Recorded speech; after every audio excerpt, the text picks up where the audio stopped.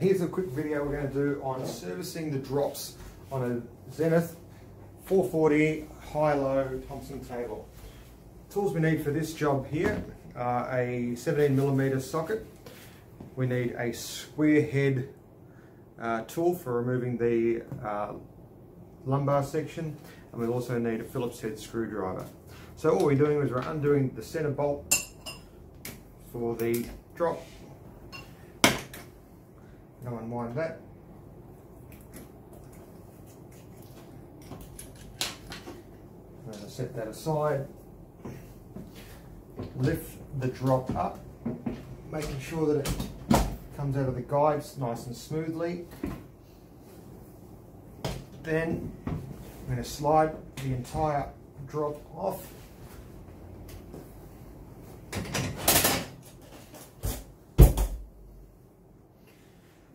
Next, we're going to go and take our Phillips head screwdriver, and we're going to take careful note of where these screws are on the drop. So we're going to unscrew this, we're going to unscrew that one, we're going to unscrew this one. So there's 1, 2, 3, 4 screws involved.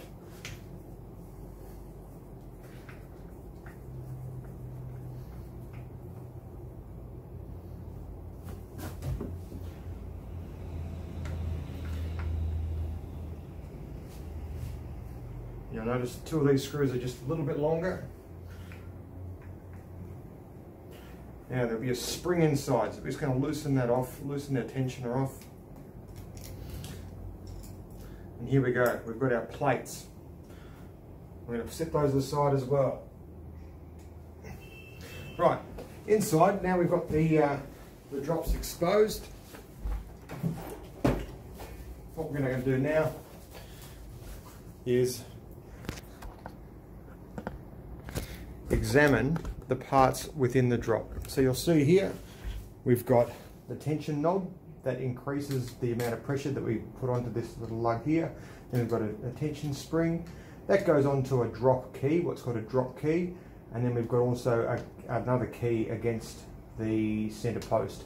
Now what can happen sometimes is the key at the side of this drop post, that can sometimes have the screws on the side of there snap off, so they'll need to be removed at some point if that in fact is the issue with your drop table.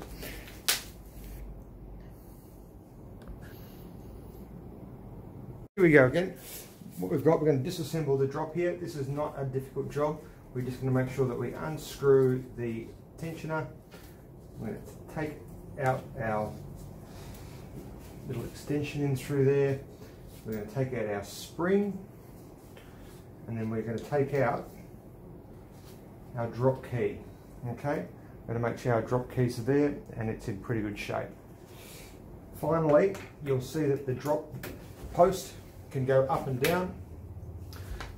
This does not need to be removed unless there's one of these screws is either missing and or fractured.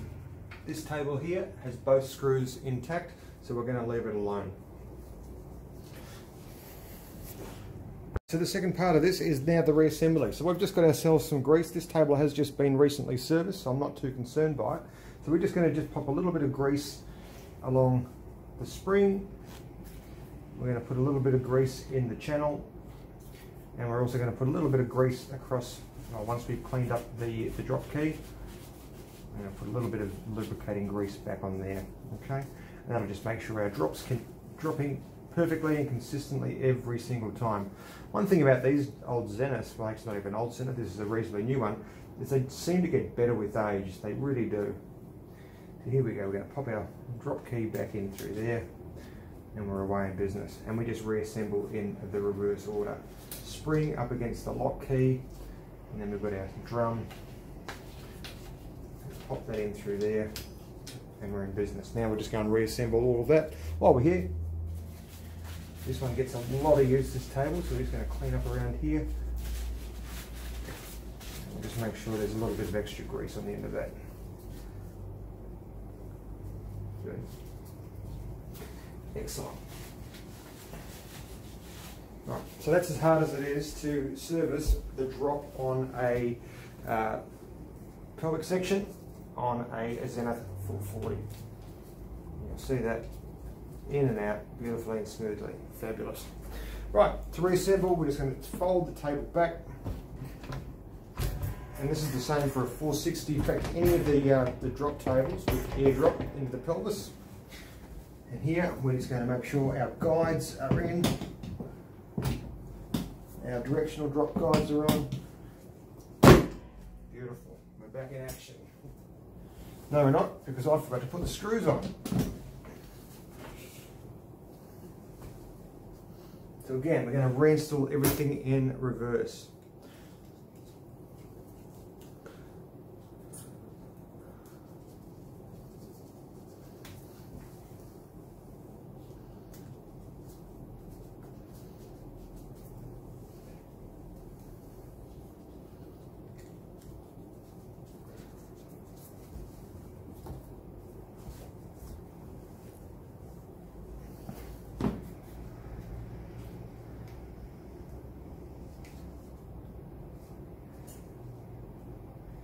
Great video of somebody put screws in.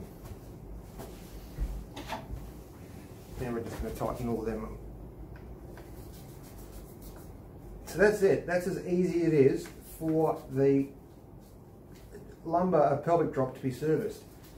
Just make sure that there's lubrication on the thread of the tensioner, and make sure that there's lubrication on the channel in which the spring goes in and out, and also on the drop finger itself. A little bit of lithium grease is probably ideal for this. So again, we'll go back to where I was just a second ago, and we're going to lower this down. We're going to make sure it's in the channels, and there it goes. Slide straight back on, easy as you like. Reinstall the post bolt.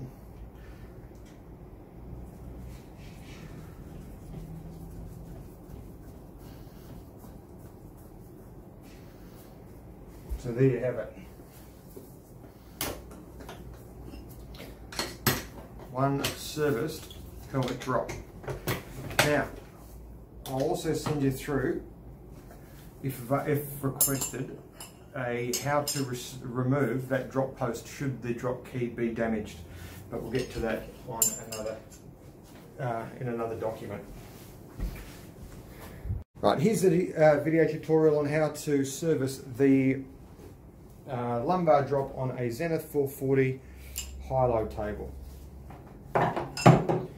Now, because the dorsal section and the lumbar section work on the same mechanism for setting the drop tension, we have to undo using our L-shaped or a T-piece handle with a square socket on the end. We're just going to remove the nuts underneath. And if yours are like mine, I put some Loctite on them when I do them up, just to make sure they don't rattle free when I use them in adjusting clients. So you can undo it on both sides there. And so both drops have got two screws, one on each side, to make sure they stay nice and centered. Okay.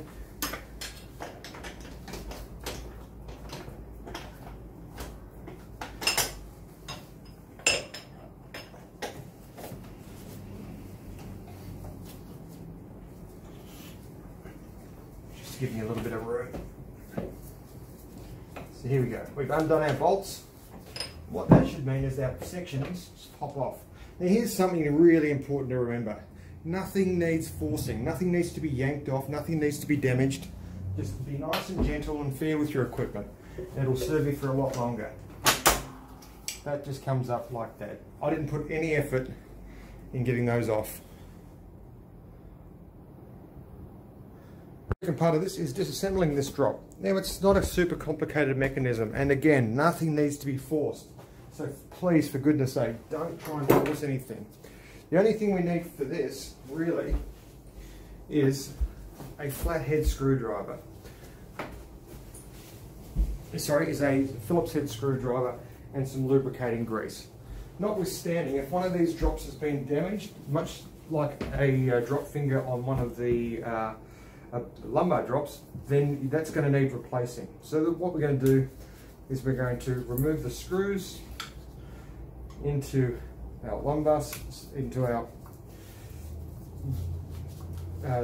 drop tensioner. And anybody familiar with the Zenith 440s or the 460s will understand this is a very unique system. In fact, it's so fast because you can select the drop tension much faster than you would be able to with any other chiropractic table on the market, including some of the other Zenith tables. So we'll be left with 4 screws and their washers. We'll set them aside, and this one's a bit grubby under here actually. This one hadn't been serviced for a little while, so it's probably a good time to do it. Next part of this, we're going to remove the center cap. Now what we want to do is make sure there's plenty of grease on through here. That's all pretty straightforward. That's easy enough to see. I don't think you need to remove these 2 side pieces, okay? Leave these 2 side pieces on unless we've got a real issue. But for now, we'll just leave them on. Next bit, now it's very important if yours has got these steel plates to reinstall them in the same order that they came off.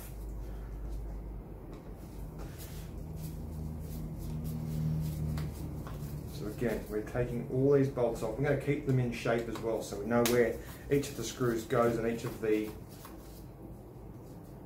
plates fit onto the table. Okie doke. So we're going to lift that up. And because I want to remember that this one is for the lumbar drop, I'm going to leave it on the lumbar drop end, eh? That makes sense. So we're going to put that there. Now you can do this individually or you can do them together.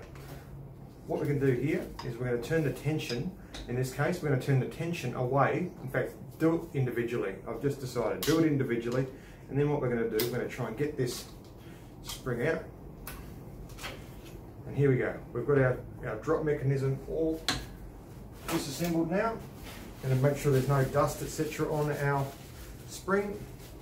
I won't really lubricate these for the speed of the video, but again, we want to make sure that drop key is in good shape. There's no chips on it. We're going to make sure that there's no fluff or irritants or any of that sort of nasty stuff on it. Dust here. We're going to be checking on the inside here, just in through here, to make sure that the key against the post, make sure that key is secure to the post, and if it's not, that's going to need removing, and that's a bit of a mission because you've got to access the back of that drop post from within the plenum box here. Okay, we're going to make sure that our adjustable roller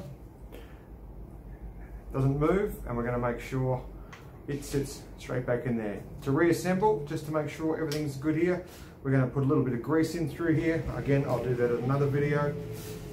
But here, we're going to reassemble our drop. We're going to put our drop key back in, and we're going to put our drop spring tensioner back in. And there we go. Easy as that. Whoops.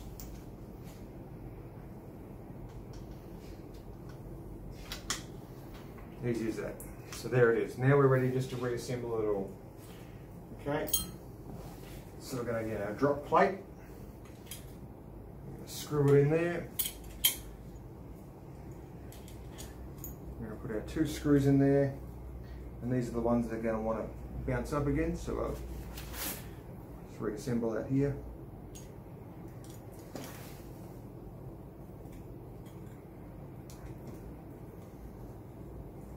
And before anybody has a go at me about the video and not putting the grease on it, I've left the grease back at home. So just for the point of the video, we're just going to be buttoning this down. Okay. And I'll give that a bit of a birthday in another day.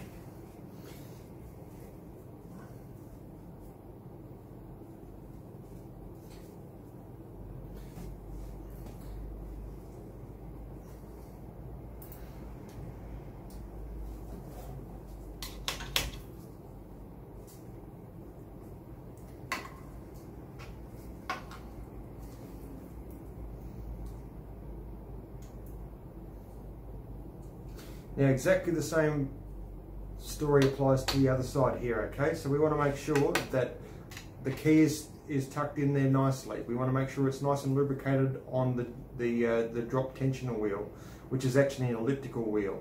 We want to make sure that there's no excessive amounts of dust or debris in and around the drops.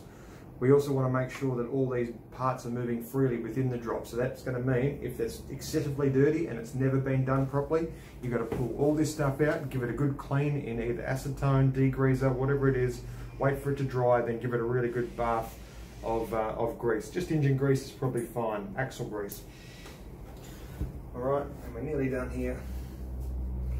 1, 2, 3, 4. Good. And that's our last one just here.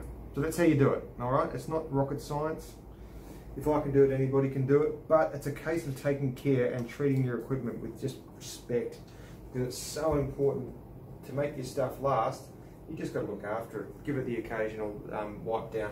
In fact, while I'm in here, we're just going to make sure that's all wiped down. We've got rid of some of the gunk out of there. We're not getting any of the gunk on the wheel though. And I can rotate that through. And now that's all been fixed up, you'll notice, in fact, while you're here, make sure that the key in through here is still bedded in, all right? It's just an Allen key that goes into the rod to make sure it doesn't move around, but that's really where we need to be playing the game as well. Make sure that's greased up and everything's nice and secure. And I'm just going to put this cover back on.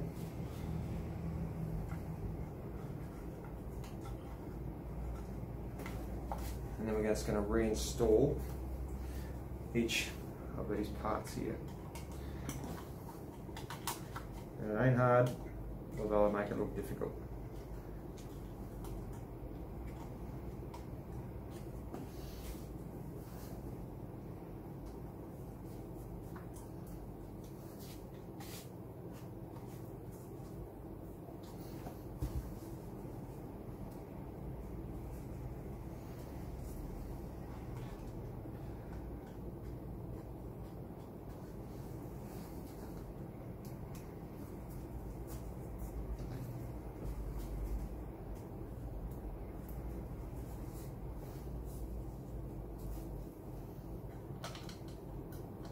It still looks a bit grubby, but I'll give it a better clean when I pull it apart. But again, give everything a good spruce up. Make sure it's looking good before you finish up. And then we're going to reinstall everything. Give these drop posts, where they attach to the drops, give them a bit of a wipe. They won't need greasing though, because you don't want them to move around too much. Make sure there's any of the dust in through there. If you've got a vacuum cleaner, get in there with the vacuum cleaner. Clean all the dust and the gunk off it. It's a good idea to put a drop sheet down underneath your table. I use a lot of paper towels going through this process. Just means I can just fold it all up and it's straight in the rubbish bin. No mucking around. Good. And that's us. What we need to do now, we're just going to pop our drops back on, fasten up the bolts.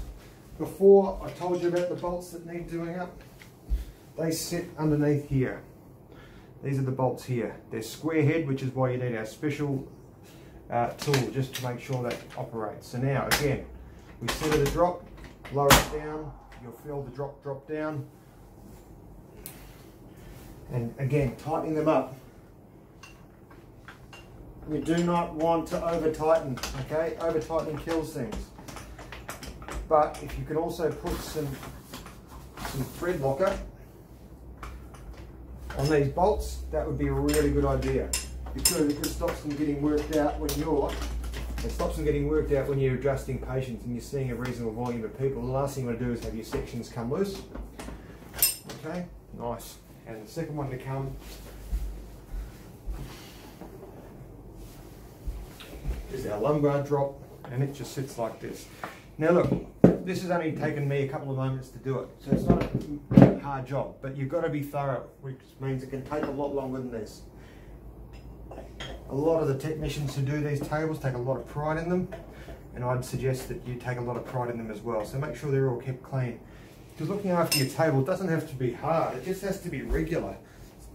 I mean, we profess in our chiropractic profession that looking after things on a preventative basis is a good thing. Yet when it comes to looking after our own equipment, I've got to say a lot of chiropractors don't really look after it at all. So here we go. This is us looking after our tables. I've personally got 5 of these tables, so we've got to make sure that we're looking after them. There it is.